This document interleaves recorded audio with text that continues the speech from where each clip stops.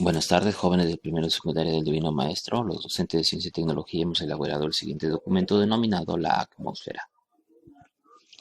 Origen de la atmósfera. Cuando hace 4.500 millones de años se formó la Tierra, su atmósfera estaba muy caliente y contenía nitrógeno, dióxido de carbono, metano, amoníaco y mucho vapor de agua. Cuando después se enfrió, se produjeron intensas lluvias y se formaron los océanos. Hace 2.500 millones de años, las cianobacterias, al hacer fotosíntesis con desprendimiento de oxígeno, empezaron a enriquecer la atmósfera en oxígeno y, desde hace 2.000 millones de años, la atmósfera se pareció mucho a la actual. Respondemos mentalmente las siguientes preguntas. ¿De qué trata la lectura? ¿Cómo se formó la atmósfera? ¿Crees que en otros planetas existirá atmósfera? La atmósfera terrestre. La atmósfera es una capa de gases que tiene más de 1.000 kilómetros de espesor y envuelve a la Tierra. Esta mezcla de gases proporciona el aire que respiramos, el oxígeno, el nitrógeno, el argón y otros, y favorece el equilibrio térmico del planeta. Sin atmósfera, nuestro planeta alcanzaría temperaturas de 75 grados Celsius en el día y menos 130 grados Celsius por la noche. ¿No? Sería muy difícil la vida. Capas de la atmósfera. La capa más externa se llama la ionosfera, que tiene dos partes, la exósfera y la termósfera. La parte más importante de la ionosfera es la que se denomina la termósfera, porque alcanza temperaturas de hasta 2000 grados Celsius durante el día. Es la capa más alta y más ancha de la atmósfera. Se extiende de los 80 kilómetros sobre la superficie terrestre hasta los 640 kilómetros aproximadamente. La parte más externa se conoce como exósfera. La concentración de gases disminuye a medida que se alcanzan los 1000 kilómetros sobre la superficie. Estamos hablando de 1 millón de metros ¿no? Lejos de la superficie terrestre llega la ionosfera. En esta capa se forman las denominadas auroras boreales y también podemos encontrar a los satélites y a las naves espaciales que van a ser expulsadas al espacio. La mesósfera se extiende entre los 50 a 80 kilómetros sobre la superficie terrestre y su temperatura desciende decenas bajo cero casi hasta menos 100 grados Celsius. No contiene ozono, no tiene vapor de agua y tiene el 0,1% de la masa total del aire. En esta capa los meteoritos se mantienen incandescentes y constituyen las llamadas estrellas fugaces, ¿no? Que incluso se extienden hasta la estratosfera, como se observa en este dibujo. La estratosfera se extiende desde la frontera superior de la troposfera hasta los 50 kilómetros de altura aproximadamente. Su temperatura aumenta con la altitud hasta llegar a los 0 grados Celsius. En esta capa se encuentra la denominada capa de ozono, que se observa acá con un color medio rosado, la cual absorbe la mayor parte de la radiación ultravioleta que proviene del Sol, o sea, nos protege de las radiaciones ultravioletas del Sol. ¿Qué podemos encontrar en la estratosfera? Los aviones supersónicos que vuelan, ¿no es cierto?, a una velocidad mayor que el sonido. Bueno, parte de las estrellas fugaces. Ahí también se encuentran los globos meteorológicos. La troposfera es considerada la capa más delgada de la atmósfera y contiene el 80% de la masa total del aire. La concentración de gases en esta capa genera un color azul del cielo. Aquí se producen los denominados fenómenos meteorológicos, que determinan el estado del tiempo y el clima, como son las lluvias, los huracanes, etc.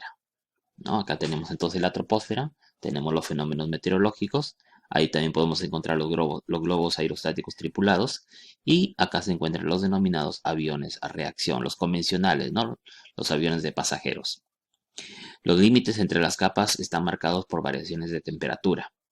Estos límites se denominan tropopausa, que es el límite entre la troposfera y la estratosfera, la estratopausa, que es el límite entre la estratosfera y la mesósfera, y la mesopausa, que es el límite entre la mesósfera y la ionosfera, o termósfera, que es la capa que sigue.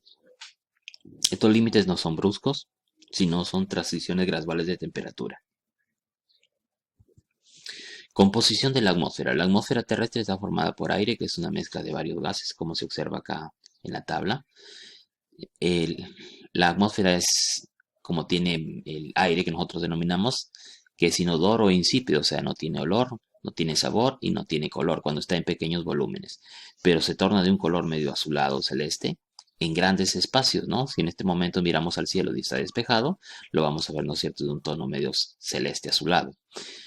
¿Ya? Esto se debe a que a la difracción de la luz sobre las moléculas, ¿no? Entonces viene la luz del sol y se difracta en esas moléculas que están en la atmósfera y dan justamente esa sensación de ese color medio azulado. Está compuesto, la atmósfera es 78% de nitrógeno, 21% de oxígeno y el 1% restante está formado por otros gases, por ejemplo, dióxido de carbono, helio, argón, criptón, etc. El aire también contiene vapor de agua, pero su proporción varía según el lugar y el clima. A mayor humedad en una zona, mayor cantidad de vapor de agua en el aire, ¿no? Es una especie de regla general. La composición del aire varía según la altura también, debido a la fuerza de gravedad, ¿no? Mientras mayor altura, el aire se va enrareciendo. Los gases más pesados, como el oxígeno, se mantienen cerca de la superficie terrestre, mientras que los más ligeros se encuentran a mayor concentración en las zonas más altas. Entonces cambia, ¿no es cierto?, la composición de los gases conforme aumenta la altura. Gases esenciales para la vida. El nitrógeno, ¿ya? Acá tenemos el N2, es el nitrógeno gaseoso. Es el gas más abundante del aire, forma parte de las proteínas en los seres vivos. En forma molecular no se puede utilizar directamente por los seres vivos, solamente las bacterias del género Rhizobio pueden fijar el nitrógeno directamente de la atmósfera. Estas bacterias entran en simbiosis, ¿ya? Recuerden que habíamos visto las relaciones interespecíficas, ¿no?, entre dos especies. En este caso, estas bacterias entran en simbiosis con algunas plantas, por ejemplo, las leguminosas como el frijol, y eso le va a ayudar a fijar el nitrógeno a esas plantas y las plantas le dan nutrientes también a esa bacteria. O sea, las dos tienen una relación de apoyo y es necesaria para ambas. Los animales obtienen el nitrógeno al alimentarse de las plantas y lo transforman en proteínas de estructura en su cuerpo. El oxígeno molecular, O2, es producido por las plantas y por las algas durante el fenómeno de fotosíntesis y es usado por todos los seres vivos en el fenómeno de respiración. El oxígeno permite la combustión de ciertas sustancias, como en el caso de la madera, la gasolina, el carbón. Toda sustancia que se quema en presencia del oxígeno recibe el nombre de combustible y la sustancia que activa la combustión se llama comburente. El dióxido de carbono, el CO2 o anhídrido carbónico, también conocido, ¿no? Se produce durante la respiración de los seres vivos. Por ejemplo, en este momento nosotros estamos exhalando CO2 cuando respiramos, como resultado justamente de la combustión. En este caso, respiración serían los seres vivos. Y cuando se quema un objeto, elimina el CO2, ¿no? Por ejemplo, cuando se quema la madera. A diferencia del oxígeno, el CO2 puede apagar el fuego. Por esa razón es utilizado en la fabricación de algunos extintores de incendios, ¿no? Entonces, algunos extintores, no todos por supuesto, tienen CO2 internamente, porque esto de acá no permite que el oxígeno haga combustión con algún combustible y por lo tanto se apaga el incendio. Este gas es poco abundante en el aire, pero es muy importante para los seres vivos porque es utilizado por las plantas para realizar la fotosíntesis. El aire. El aire es una mezcla de gases que forman la atmósfera, ya lo hemos visto. Es por ello que se encuentra en todas partes. Sus componentes principales son el nitrógeno, oxígeno, dióxido de carbono, neón, helio, entre otros gases. Los gases tienen masa, recuerden, aunque no parezca, ¿no? El aire pesa, tiene una masa y tienen densidad. Vamos a ver estos términos más adelante. Adoptan la forma del recipiente que los contiene y no tienen volumen propio. Esas son las propiedades de los gases, ¿ya? Tienen masa, densidad, adoptan la forma del recipiente que los va a contener y no tienen un volumen propio.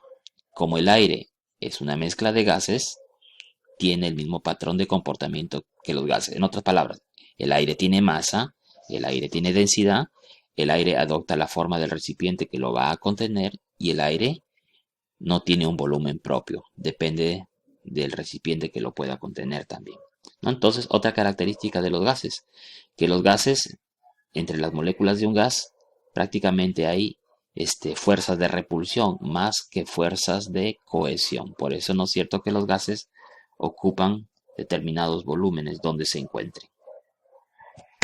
Propiedades físicas del aire. Ocupa un lugar en el espacio.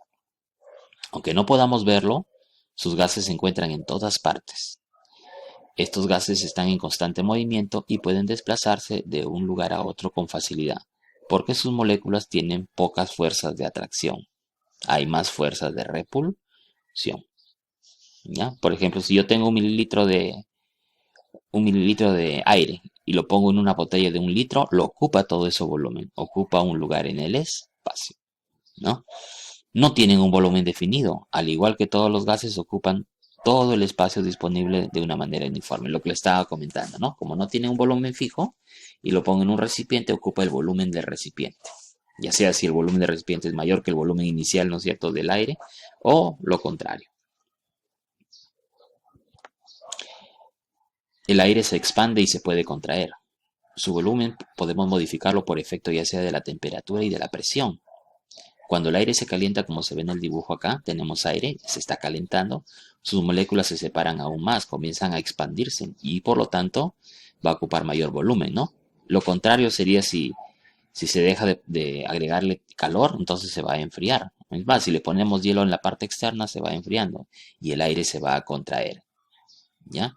Ese comportamiento que tiene el aire de que se expande y se contrae por efecto de la temperatura, origina el movimiento del aire que es el viento.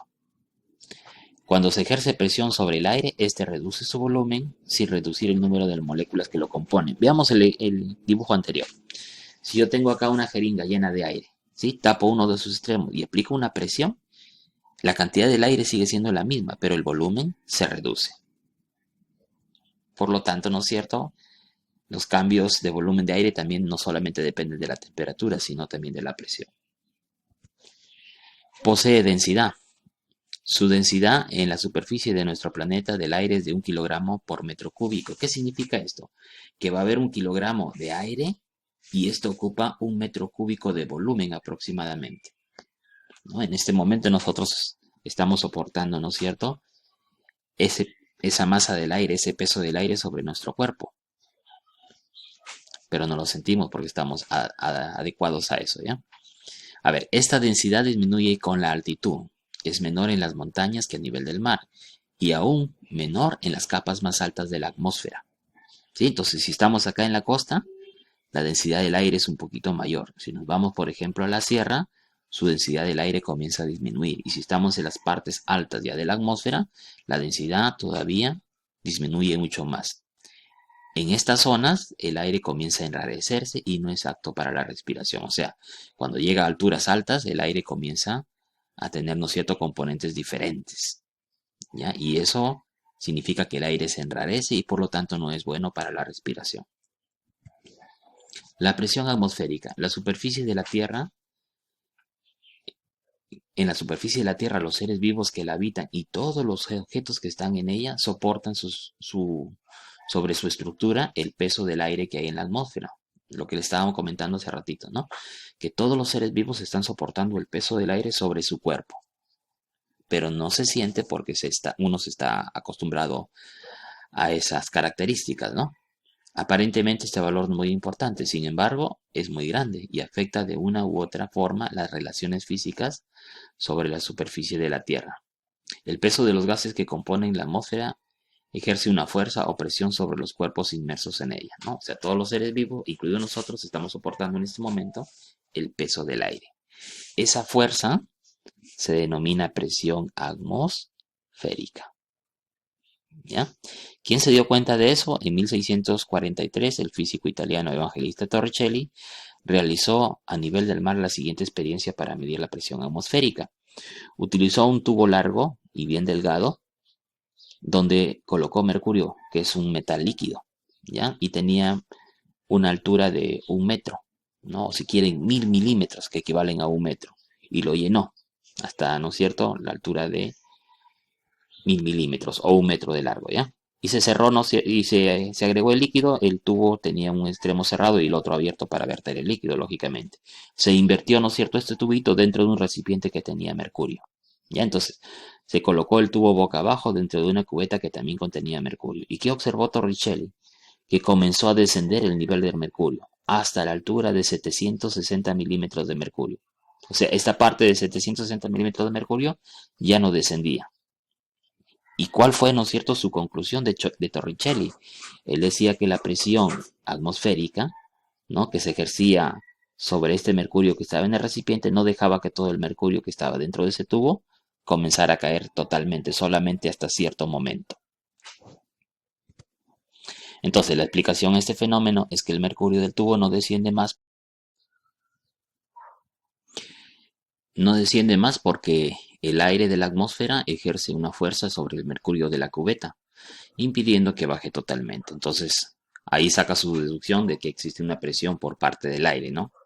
Torricelli demostró así que la presión del aire soporta una columna de mercurio cuya longitud es de 760 milímetros. Por lo tanto, a nivel del mar hizo este experimento, ¿ya? A nivel del mar, la presión atmosférica es de 760 milímetros de mercurio. Milímetros Hg mercurio. Este valor también es conocido como una atmósfera. Hay que tener en cuenta también lo siguiente, que conforme se va subiendo, ¿no?, en altura, esa presión atmosférica va disminuyendo. Poco a poco, no es mucho, pero va disminuyendo. Entonces la presión atmosférica depende de la altura. La presión atmosférica varía con la altitud. A medida que aumenta la altura o altitud, la presión atmosférica comienza a disminuir. Es decir, la presión a nivel del mar es mayor que en las montañas más altas. Esto es así porque el aire es menos denso en mayores altitudes. Actualmente la presión atmosférica se mide con un instrumento llamado barómetro, cuyo mecanismo habitual para medir la presión atmosférica es la misma de la columna de líquido en un tubo, ¿no?, como hizo Torricelli, según el principio de Torricelli. Otros barómetros son más sofisticados y hacen uso de mecanismos un poco más complejos, ¿ya?, pero también miden la presión atmosférica. Para comentar un poco del soroche, ustedes seguramente han visto, han comentado lo que es el soroche, ¿no? Cuando una persona va a la sierra comienza a sentir que tiene mareos, náuseas, vomita, qué sé yo, ¿no? El mal de altura, dicen algunos, el soroche. Entonces, las personas que intentan escalar o llegan por primera vez a lugares donde la altitud es superior a los 3.000 metros sobre el nivel del mar, experimentan esos dolores de cabeza, mareos e incluso se agita el corazón, taquicardia. Estos síntomas se producen por la falta de oxígeno en la sangre. Adaptarse puede requerir horas o incluso semanas. En ese tiempo aumenta la cantidad de glóbulos rojos, lo que aportará suficiente oxígeno a las células del cuerpo y la persona se adapta. En las zonas abisales, los fondos marinos, se encuentran estas zonas en las profundidades del mar, donde la presión de la atmósfera sumada a la del agua alcanza, por ejemplo, 200 atmósferas, inclusive hasta más. En estas zonas se encuentran peces, calamares, moluscos y gusanos que están adaptados para resistir dichas presiones atmosféricas. Y entonces, para llegar a esas zonas abisales tienen que ser, ¿no es cierto?, submarinos que estén adaptados a dichas presiones, ¿ya?, porque las presiones son fuertes en esas zonas. Fenómenos atmosféricos. En el caso de la troposfera hemos dicho que se producen, ¿no es cierto?, esos cambios en el clima y en el tiempo, ¿no?, los fenómenos atmosféricos. Entonces, en la troposfera se producen los vientos, la humedad, las nubes, las precipitaciones. Estos fenómenos forman parte de todo un sistema de fenómenos que se dan en la Tierra para regular la temperatura de nuestro planeta. Veamos con los primeros, los vientos. Son producidos por el aire en constante movimiento. Entonces, ¿qué es el viento? Es el aire en movimiento. Los vientos modifican la temperatura y la humedad de los lugares por donde circulan. Imagínense que hace mucho calor en verano y corre aire, ¿no? Corre viento. Eso regula la temperatura. Seguramente les ha sucedido que uno se siente un poco más refrescado, ¿no? Los vientos pueden desplazarse de manera vertical o inclusive horizontalmente. El sistema global de vientos, denominado circulación general, distribuye el calor por todo nuestro planeta, como se observa en estos dos dibujos, llevando las masas de aire caliente desde el ecuador hacia los polos. Acá, por ejemplo, tenemos que las masas de aire caliente se calientan en el ecuador porque le llega mayor radiación solar y entonces se van hacia los polos. Y el aire frío de los polos comienza a llenar ese vacío dejado por el aire caliente y comienza a circular, ¿no es cierto?, el aire para regular justamente la temperatura en todo nuestro planeta. Ese es el movimiento vertical del aire. También existe el movimiento horizontal, ¿sí? Me olvidaba decirles que el movimiento vertical se produce en las capas superiores de la atmósfera, a diferencia de los movimientos horizontales, que también son desplazamientos de aire, pero se producen en la capa superficial de nuestro planeta, ¿vale? Es decir, regulan prácticamente la temperatura de las zonas que se encuentran en esos lugares. Y ahí también son desplazamientos debidos a cambios térmicos. Al mismo tiempo, el aire frío de los polos se mueve hacia el ecuador de manera vertical, estábamos comentando, ¿no? Distribuyendo el exceso de energía que reciben las zonas tropicales hacia las latitudes altas donde se encuentran los polos. En el hemisferio norte los vientos se desvían a la derecha y en el hemisferio sur es al revés, hacia la izquierda. Este fenómeno es producido por el efecto Coriolis y afecta a todo nuestro planeta. El aparato que sirve para medir los vientos se llama anemómetro, ¿no? Entonces mide la velocidad del viento. La humedad es la cantidad de vapor de agua que contiene la atmósfera. Esta proviene de la evaporación del agua de los océanos, lagos, ríos y en menor medida de la transpiración de los vegetales.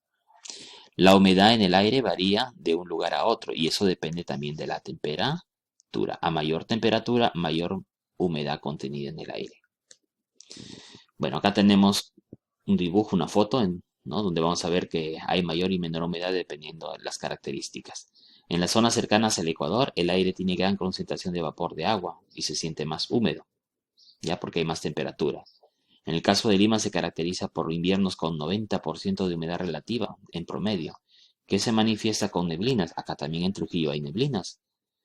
En cambio, en los departamentos de la sierra tienen una humedad relativa promedio de 30%, 3 veces menos, miren, durante la misma época. ¿Por qué sucede esto? Porque las ciudades que están en la costa, como están más cerca al mar, entonces, ¿no es cierto?, el sol calienta el mar y se produce más humedad en la costa, a diferencia de la sierra que está más lejos. Por lo tanto, en la sierra la humedad es menor. Es otro factor, ¿no?, para la humedad. La humedad se mide con un instrumento llamado higrómetro, que indica los valores de humedad relativa y humedad absoluta del aire. La humedad absoluta es la cantidad real de vapor de agua en la atmósfera en términos de gramo por metro cúbico. Por ejemplo, si encontramos 50 gramos de agua en el aire por metro cúbico de aire, entonces esto es humedad absoluta. Indica que por cada metro cúbico hay 50 gramos de vapor de agua. ¿Y qué es la humedad relativa? Es el porcentaje de humedad en el aire. El 100% corresponde a una humedad máxima, que es la atmósfera cuando está saturada de agua, ¿no? En términos de vapor de agua. Las nubes. Cuando el aire está saturado de humedad, se condensa formando a las nubes. Ya hemos visto el ciclo de agua en la semana pasada. Las nubes formadas en el aire en reposo constituyen capas o estratos, mientras que las que surgen dentro de las turbulencias verticales forman grandes nubes que se elevan al cielo. En el fenómeno del Niño se veía bastante eso, la formación de nubes, producto de que el agua del mar se iba evaporando por el exceso de temperatura, ¿no? Hay diferentes tipos de nubes según cómo se encuentren en el cielo. Por ejemplo, tenemos los cirros.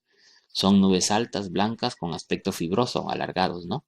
Que pueden aparecer como bandas o elementos separados. Tenemos los altoestratos. Son nubes planas en formas de largas bandas paralelas que cubren gran parte del cielo.